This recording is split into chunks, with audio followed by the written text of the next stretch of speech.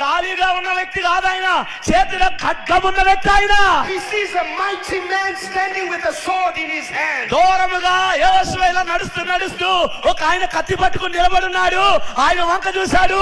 ఆయన సామాన్యుడు కాదు, బలవంతుడైన దేవదూత. And Joshua asks the most important question. అయితే ఆ వ్యక్తి కనబడగానే బహు కష్టమైన ప్రాముఖ్యమైన ప్రశ్న అడిగాడు. Are you for us or against us? అసలు నువ్వు మా పక్షాన ఉన్నావా, వాడి పక్షాన ఉన్నావా? Many times you need to ask that question. అదే ప్రశ్న కొన్ని మార్లు నువ్వు అడగాల.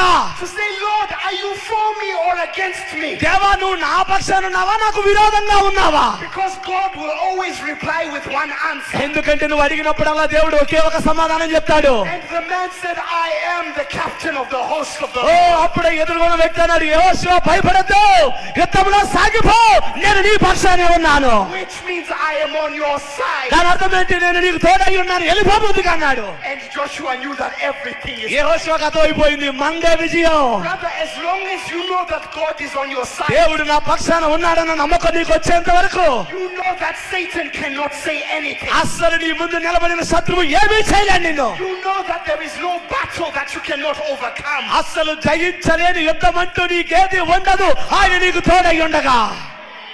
And so now chapter 6 begins the campaign. అదంతా 5వ అధ్యాయం. ఇప్పుడు 6వ